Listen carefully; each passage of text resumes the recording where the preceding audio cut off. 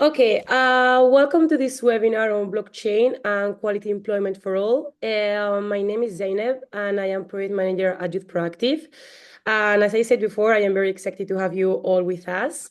This webinar is dedicated to explore the role of blockchain technology in shaping future employment opportunities, especially for young entrepreneurs and job seekers in technology-driven industries.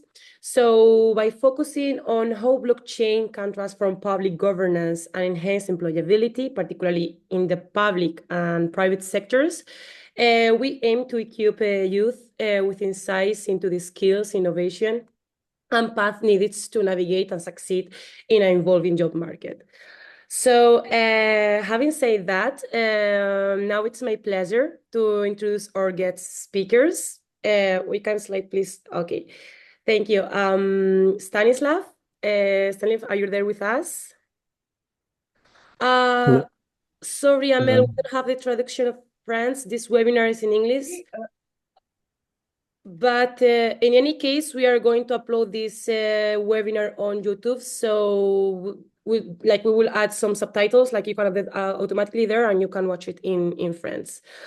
Coming back to the topic, hi Stanislav, if you want to Good introduce afternoon. yourself. Yes, so I'm Stanislav, originally from Ukraine, now living in Brussels, and basically, researching the topics of blockchain and emerging technologies in the public sector for almost 4 years now. Previously had some internships in government in the European Parliament, so I'm trying to stay up to date with what's going on in the field. Very excited to be here and to chat with you all. Thank you so much for having me, Zeynep and Teresa. Okay, thank you so much. Well, I will give a little introduction about Stanislav also. Well, as he said, he's a young Ukrainian professional based here in Brussels. He graduated from the Erasmus Mundus in public sector innovation and e-governance. And after completing the Schumann traineeship at DGT ITES of the European Parliament and the Belgian federal government, now he is currently conducting his doctoral studies at the University of Leuven. His main research focused on the use of blockchains and Web 3.0 technologies in the public sectors, the issues of governance of decentralized technologies and what they imply for the future of public administration and society worldwide. Stanislav is also a teaching assistant at the Digital Public Governance course and a student representative of the Digital Government Society. So we are very delighted to have you today with us, and we are really look forward to hearing your insights. And thank you so much for joining us today. Thank you So so much for having me.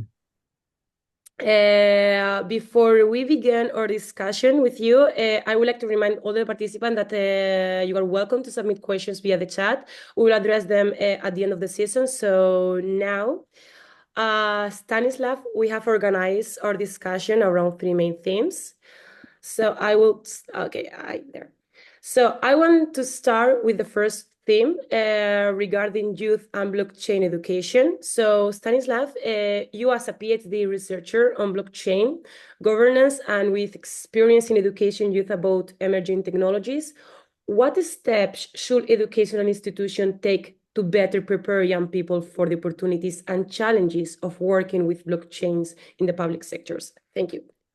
Yes, so I think the question itself needs a bit of a breaking down because on the one hand, when we say working with blockchain in the public sector or just working with blockchain technology as a whole, it's something that does not have a yes or no, like a straightforward answer because this is a technology that on the one hand, of course, requires technical skills, legal skills, managerial skills, maybe some other skills, but also it's something Sorry, that, sorry hello, if I interrupt you, but I cannot hear you very well. I don't know if it's my problem or the rest you can hear. You can hear can him. can you hear me if I speak like this? Um, Can someone else tell me if Sometimes the sound is a little bit like background sound. yes? I don't know if you're using maybe some microphone or something, but like I cannot hear you like very clearly. Is oh, it the highest volume, Stanislav? yes, normally I should have regular Or quality. let's double check if maybe someone is still not muted. Yeah, Hello, I'll. what about now? Is it better? Okay, I think that's okay. Okay, everyone is mute. Okay. Okay, can you try now, Stanislav? Yes, can you hear me? I'm here. Yes. Okay, you can keep going, but like I think that now is better. Well, maybe that's a sign that I should speak slower and more clearly. Okay. So, Yeah, so I was saying that technology itself, it's not yet mainstream. So when we're talking about these applications of working with the technology, we're not talking about that there is this off-the-shelf solution, let's say some sort of blockchain, and then people study at university like a blockchain-specific program, and then they work immediately. It doesn't work like that because when we see what applications, what use cases of the technology exist now in the public sector, they are very diverse. Some of them are used for more technological aspect like procurement or identity verification technologies, while others is used more for decision making, let's say, because blockchain, I don't know if the audience is familiar, is a technology that allows decentralized transactions storage in a secure and immutable format. But public sector, of course, has been quite curious about different use cases because it started in 2008 when Bitcoin was introduced, so it all emerged around the cryptocurrencies and the financial industry. Now it's getting a bit more mainstream, but we're still far away from the real application, from real use cases. That's why when the question states how can educational institutions prepare young people, I would say the key to this technology is multidisciplinarity. So while understanding the technological aspect, let's say how the zeros and ones work, people or experts or potentially interested participants should be able to also understand the managerial implications, the legal implications, the maybe societal implications. Because, for example, if we're talking about decentralization in the public sector, and then we're taking away the sort of the aspect of control from the government or from other authorities. So how is it going to be replaced by whom? Who will write the rules? Who will be able to adjust the rules? So I would say if we're talking about preparing the experts on the field of blockchain, there is already a niche on, let's say, blockchain developers, so the people who are running the code. But in terms of managers and let's say researchers, it's still something that is emerging. So I wouldn't say that there is something that's something specific, something tangible that we can be prepared. Instead, we should rather embrace diverse perspectives, different skills from different disciplines in order to be able to embrace this revolution that is coming with blockchain. So yeah, maybe if the participants can raise their hands if they have heard about what this means, Uh, or yeah, or I don't, just to know what is the level of understanding of what this technology means in practice. Because I can keep on using blockchain, but if this is still something a bit broad, I can elaborate on that as well. anyone? Personally, yeah, can I? Stanislav, probably it would be great because for me, I come from social science and I have some knowledge because a family member is an expert as well and he loves talking about it. But maybe if you can give us like a super simple explanation of how blockchains works in practice, because we are so used to this term that we think we know what it means and maybe we don't. So if you can give us like I don't know, an intro, very short intro, just to set the floor, at least for me, would be so beneficial. Yes, of course. So the technology itself, blockchain, if you break it down into semantics, it means like a chain of blocks.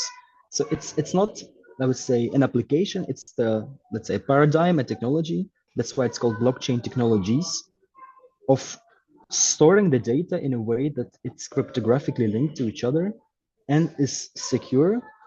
And what is the key component is it's decentralized. So it means that there is no single party that has a final say into what this database would look like, but instead it's through the consensus of all the participants in the network that this database is continuously updated.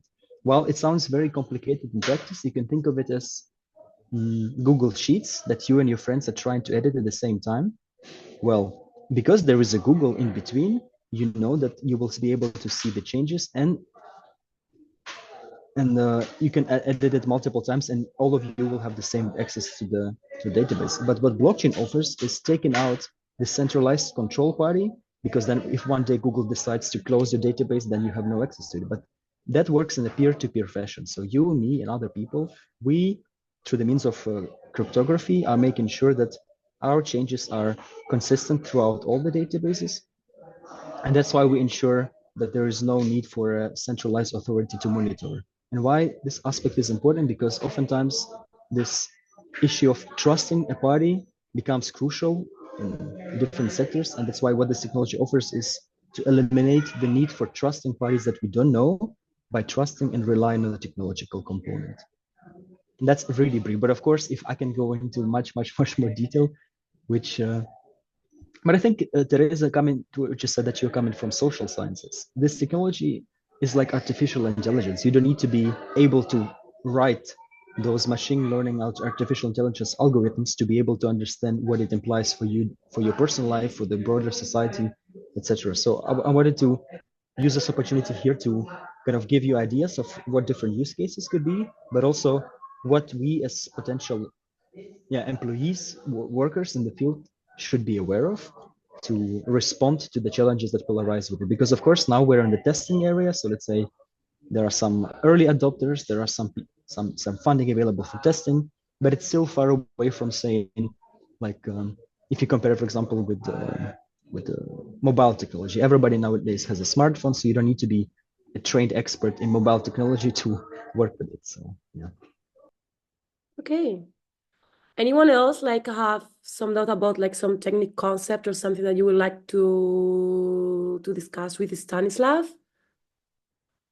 Maybe I can briefly add that because the question is work with blockchain, I would say instead we should think um, of how this technology potentially can, what it can offer to the sector. So not, let's say, Yeah. public sector goes and takes this, let's say, use case of using blockchain for providing identities for citizens. Instead, we can think what this technology is capable of and how these what these opportunities are, whether they are promising or not for the public sector. Because, for example, the biggest risk of technology is misuse. For example, you have a funding available and then you overinvest into blockchain and then it fails because there was not the right use case. The reason why this technology should be used for the suitable case is to make sure that its proposition, its added value is there. Because what I mentioned is that it's decentralized and it eliminates the need for trusting a single authority. But if this is not the case in the public sector, for example, you cannot eliminate the central government. That's why putting blockchain, like putting all the decision making on a blockchain does not make sense. What it does make sense, though, is, for example, to make sure that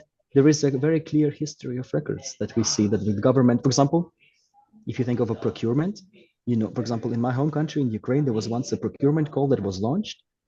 And then once the party that was expected to win did not win, the procurement call was eliminated. So unless, so to say, you would make a screenshot of that, but even that, how could you prove? You'd say the call did not happen. But with blockchain, for example, everything that happens is stored on the public ledger, so you could really see who has changed, so what has happened historically, and therefore those manipulations could not be happening. But this is just one example. I wonder if participants can think of something else based on my short explanation, or maybe based on their education or work experience.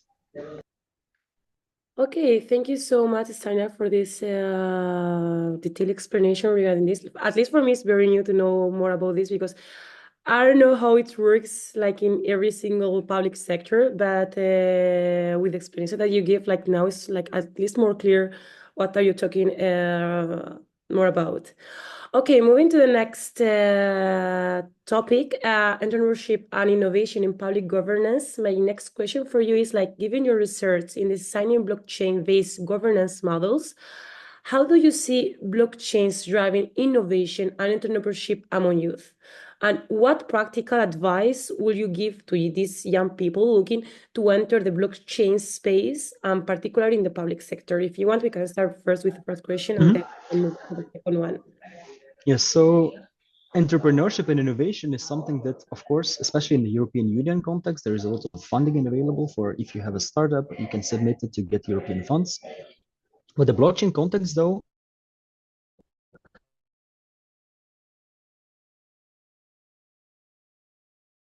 I think that we lose the connection with Stanislav. I also lost. Yes, right? Yes. I Okay, think I he's will, experiencing some issues. yeah, I will text him, okay? And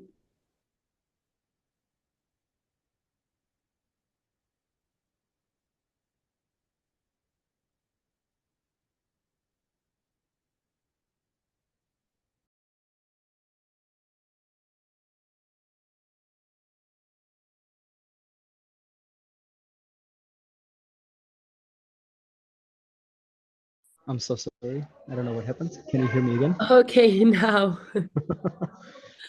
Yeah. Like we miss Uh, you. Like if you because I want to was like, start from the very beginning, because like when you start yeah, like whispering, like we lose the I was connection. like looking at your faces, then you just were really calm. So like, okay, maybe it's just very captivated by the speech, but then just the connection broke. So Okay, no worries.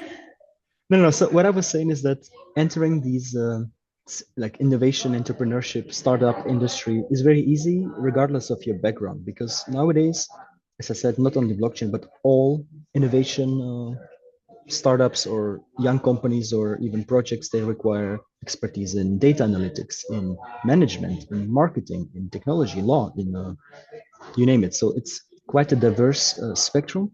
But the question is, for young people who want to join the blockchain space or do some innovation with this technology, the question is whether this is the option, that the tool, the technology, the innovation that they feel close to their heart. Because, as I said, not everything that is imaginable should be done with blockchain. Indeed, we can use it for multiple things, but only certain things will make sense financially, technologically, philosophically, if you will. So I guess when it comes to understanding how can we innovate, how can we, fund startups or offer use cases, we need first to understand what is the problem that we're trying to solve. And normally there are sort of decision trees, or you can say matrices, which would indicate whether you need this decentralized technology or not, I would say. Because on the one hand, we can of course use blockchain to count every single piece of chocolate in Belgium. Does it make sense? No. But we can also use it to, for example, for procurement purposes, for supply chains, and then you can make sure that the mushroom that has been grown in the Netherlands travels all the way to Romania, and we can make sure that it has not been, replaced by something else, or the expiration date has not been changed throughout this change. During one example. Another example, um, when you have a certain amount of money that you need to distribute among citizens in your municipalities, the public sector, again, if everything is stored on this open, transparent ledger, we can make sure that it's distributed in a transparent way and then nobody is marginalized, etc. That's the first part of the question. For the second part of the question, I think it kind of logically comes from the first part, whether you have this use case, whether you have this idea that you could think can be solved with decentralized technology. And I would say you should even let go the idea of technology itself, but rather think what is the pitfall, like a bottleneck of centralization or sort of single party controlling everything. And then if you see how that problem exists in different spectrums of our society, perhaps there are, there are so many of these hackathons where you can come together with other people, developers, lawyers, communication scientists. And then when you ideate those ideas, you will understand that the problem oftentimes is much more broad than we think. So if something affects, let's say, one small municipality, maybe it can be replicated into the whole country. So, yeah. But I would say the key message for this question would be to really try to broaden your horizons in terms of global technologies, not only blockchain, because of course blockchain is something that is close to my work, but I would say keep an eye on what private sector is doing. Let's say there are these hype cycles, these reports of what's going to be the next big thing. Let's say this technology or that, let's say quantum computing, all that kind of stuff. And then we need to kind of wisely select what will be worth of time and investment into education, because of course you can follow the master of science in blockchain technology, because this has been a trend recently with cryptocurrencies, with NFTs and all that. But whether you will need this whole degree to do a small portion of work related to that is another question. I don't know if I'm speaking too much. Please feel free to No, no, interrupt no. me. Like at least for me, this is very insightful. So like, tell as much you want and explain yourself as much you consider that it's okay. So don't feel Yeah, like so that you yeah, have to maybe I can. stop, but keep going, because I think that Yeah, as me, everyone is like very focused on what you're saying now. I can follow up quickly on that, because we overthink of blockchain is there and when we do something for it. But on the other hand, if we think what it can do for us, there already exists some applications of how blockchain can facilitate career by, for example, providing this decentralized storage of different career credentials, let's say your training, your education, Yeah. your, let's say, courses. And then all of that will be stored on this sort of decentralized wallet, like it's say digital wallet. And then whenever you move career, whenever you move countries, because it's relying on this technology that is, let's say, spanning across borders or jurisdictions, you can claim that your experiences are valid because if, okay, we're talking about the global universal scheme, but that has been something that the UN was trying to do with the refugee passports, because oftentimes they come without any identity documents, but because they would have this digital wallet backed by decentralized technologies, they could make sure that their identity is valid, not because some country has given it to them, but because they are, living human beings, and that's why they have their name and their date of birth, etc. So you can think of it as like a vessel for your achievements, because nowadays, let's say you have your diploma on paper issued by one university, you have followed the course from IBM, it's on your Gmail, but that could allow you in a transparent and secure way to store all this information related to your career in this wallet. Of course, we're far away from having it mainstream, so we don't expect that next morning you walk in the university and say, hey, this is my digital wallet. But European Union is investing a lot of money into these pilots, for example, for diploma. I think there were 5 partnering countries under the EPSI, so the European Blockchain Service Infrastructure. I can send the link later.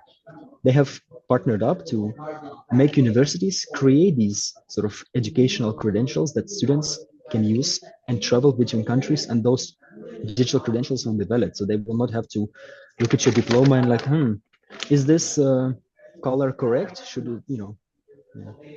So that's just one example of how it can facilitate us The work and directly. yeah. Yeah. Okay, thank you so much. Moving to the last part of the discussion. Now we are going to focus on youth and blockchain's role in the future work. And my question is how young entrepreneurs use blockchains to drive innovation across different industries, and what essential skills or mindsets do they need to succeed in this evolving space? I think logically coming from my first point is being critical. Not everything that is shiny is gold. So same, not everything that you think might be fitting to the technology should be done. Multidisciplinarity, but also this open mindset to, if I don't understand, or maybe collaboration, because blockchain relies on this peer-to-peer network. So if you yourself cannot find a solution, maybe there are so many people out there who are struggling with the same problem, but then you are their missing piece. So it's a sort of being eager to collaborate, because the industry does not rely on single players, it relies on teams, it relies on collaboration, co-creation. Let me think. Because I wouldn't say that mindset is something, if I say that you need to be, creative, innovative, it's all that you already know. But I guess when it comes to specific skills, of course, it's good to understand a little bit of how the technology works. So maybe learn a little bit of, public key infrastructures, or, how the cryptography works, or how the databases work, like on a basic level. So then, for example, when you're interacting with people who are much more technical than you, then because this is where the sort of lost in translation what happens in the technological companies, if people are coming from communication sciences and then, well, they're quite proficient in their area, but then they're not able to talk. Same for technical people, if they're coming to the startup and then they're not able to say what is not working, so then people can communicate it. So it's to be able to not be super proficient in all the components, but rather have a basic understanding outside of your niche to be able to facilitate the developments and all these things. Being ready to risk, because of course, this is something that is not yet set in stone. There are developments, there are these startups, pilots, but ultimately it's still an emergent technology, which, of course, there are a lot of people who are believers, and I think they're named sort of crypto anarchists. So for people who think that the decentralization, Web3, blockchain is the way to go, so everything will be sort of relying on that. There are people who are much more skeptical, who are saying that, this is completely a wrong idea. This is not going to work in a democratic society, blah, blah, blah. So I would say being able to take a risk, if you're willing to do, to work in a space, but also, there are multiple jobs that you can indirectly work with blockchain, but not per se. For example, bloggers, technology scouts, communication experts. I don't know if there are any questions related to what I'm saying so Like far? once we finish the discussion, I will open like a round of questions and answers. So now that's why like I think that everyone is just listening to you Yeah, because they are yeah. preparing for questions. And then And maybe my final point, because our discussion and I mean the webinars, they're very much focused on youth. But I think in the yeah. blockchain space or just broadly in the technology space, the age does not really matter. You can be a CEO at 23 because simply you are the first person in the niche, and that's why you don't need. So it does not really adhere to the classical career or societal expectations towards your age, your career, etc. So in that sense, don't think of yourself as a young person as you're less worth of doing certain things. Be daring. For example, if there is a crazy idea that you think, oh, this might change the way we do groceries or the way we read books, and it might require blockchain or AI or any other technology, team up, find people, be bold, and go for it. Because it's not like there are, okay, of course there are big sharks in the industry like Silicon Valley, etc., but there's also so much money available for young and reckless talents like you. So yeah. Okay, thank you so much, Stanislav, for sharing with us all your knowledge regarding these matters. At least for me, this is a very new world, like discovering how this works and how like young people as us can access to them. So I think that now it's time to leave our participants to make you some questions or some that they have. So I will open the chat to see if someone wrote something, and if not, like feel free to raise your hands and to ask something. So, okay, Mr. Jafar, he has a question for you. How can training and support initiative under Youth Goal 7, yes, quality employment for all, contribute to reducing youth employment and providing the socio-professional inclusion of needs, not in employment, education, or training in marginalized region? Thank you so much for your question. And I think the key, I mean, of course, since our discussion is based on blockchain, but also with other technological startups or innovation projects, it's very horizontal. So oftentimes you just need an internet connection, a laptop, or maybe not even a laptop, and let's say your brain to already get going by, for example, it depends. If you're as a software developer, that's all the equipment you need. And then oftentimes you can self-learn. But yes, in terms of inclusion, as I mentioned in addressing question 3, this is the industry where you don't need years of experience to already make a change and be visible and get involved, because all matters is the enthusiasm and skills. But again, of course, skills. How can I say? Okay. If you don't know that this exists, of course you will not be motivated to learn more about it. So of course maybe it's a responsibility of people like us to go out there and share our knowledge. I know like a colleague of mine who I met at the conference. He is originally from Colombia, but he went on a sort of missions to spread education for people in sub-Saharan Africa on Web 3.0 technology. So he sort of did these missions to gather young people and say, well, this is what it is, and this is what you can do with it, and this is how you can start. So I think it's also very mutual. Once you learn something, you should continue spreading the knowledge. Other people. We have another question. It's from Nikos. Very insightful. We have a question as well. Blockchain governance is a relatively new concept for many public institutions.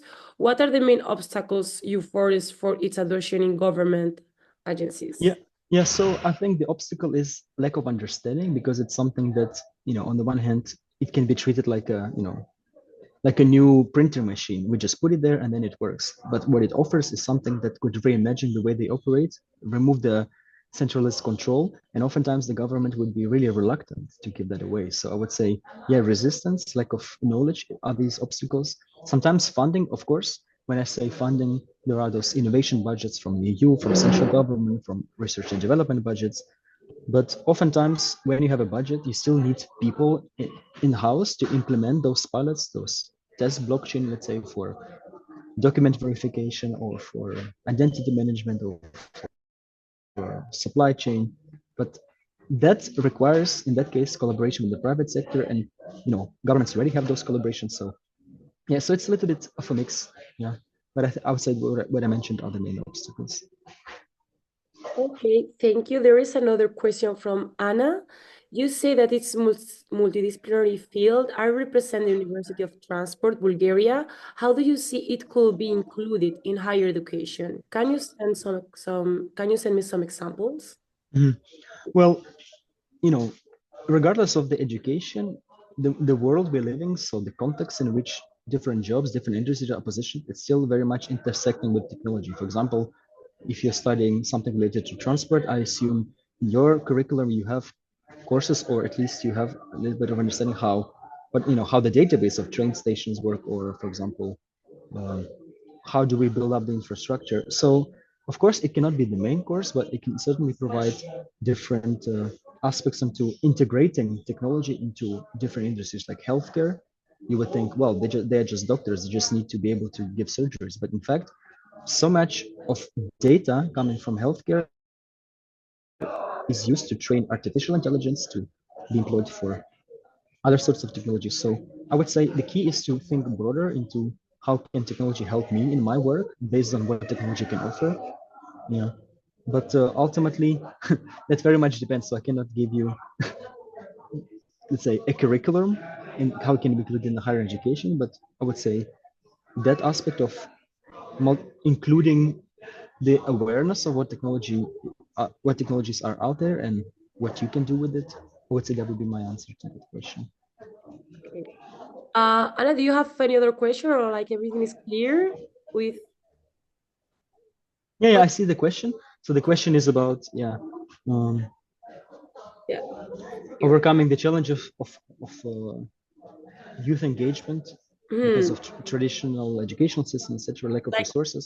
we have Yeah. another question, like the youth access to blockchain technology face several challenges that limit their engagement in this technology, like traditional educational system, lack of resources. So how to overcome these challenges? Yeah. So I would say because the development of technology is quite global, it's not necessarily Western driven. You have a lot of active developments from, let's say, countries in the southern hemisphere, but also in Eastern Europe, in the African continent.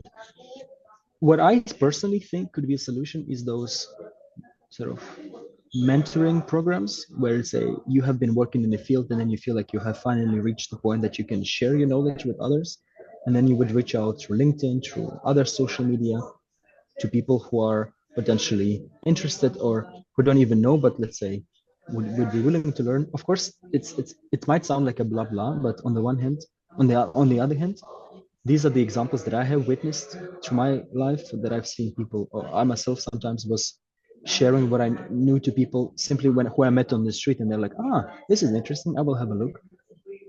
That could be one answer. But yeah, of course, we're talking about global changes in access to information, to education. It's like with scholarships, for example. So many scholarships exist, but often very few people apply. A small percentage of people apply, and oftentimes those people would already have resources to study. So it's not the problem that people who do not have money do not get accepted, but it's because they don't apply. So I think it applies the same to work in tech or research or innovation.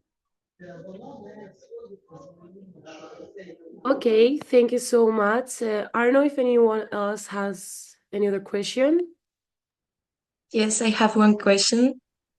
Okay, And in terms of funding, what advice would you give young entrepreneurs seeking investment for blockchain-based project? And are traditional investors open to these technologies?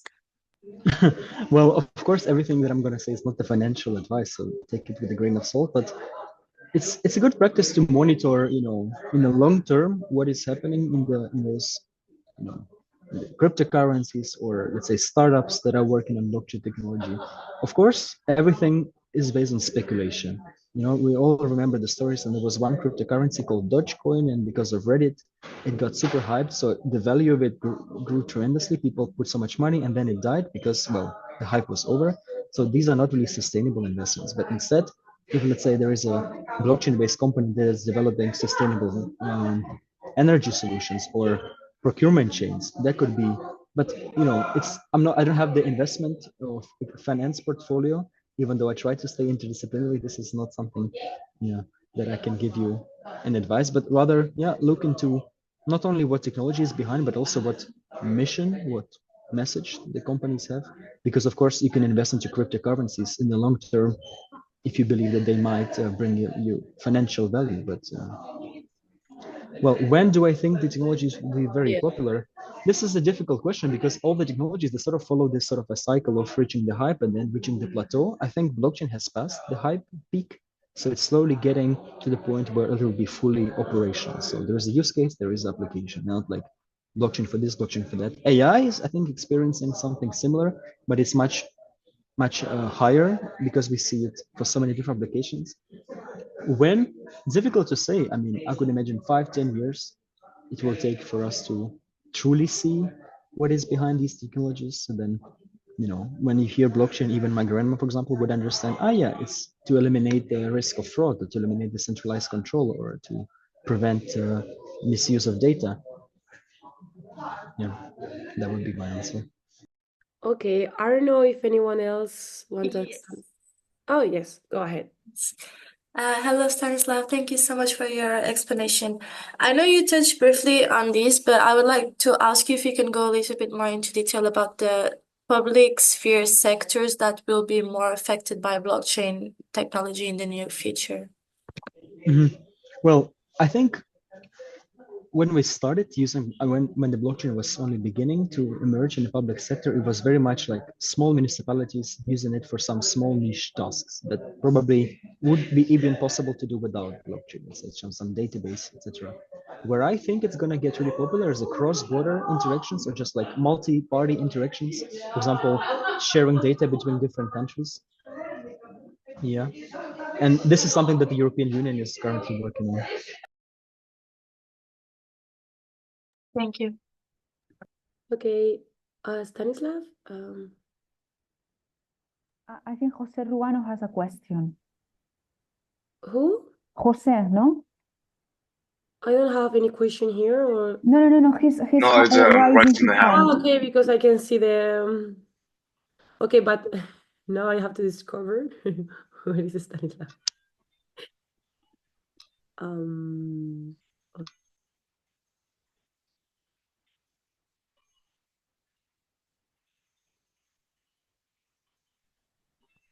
Hello, Stanislav, we cannot hear you. Yeah, could you please repeat, because my connection broke again.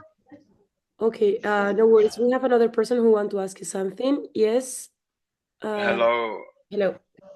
Stanislav. Thank you for sharing all your knowledge with us. Like, I can see how much you love all this blockchain world, and I would like to know something because I don't know until what point the public institution they're into blockchain, but I would like to know your opinion about how much time do you think like governments or public banks are going to spend to try to get some control into all the currency on blockchain? Because until I know, all the blockchain come through like across all the network in a transparent way.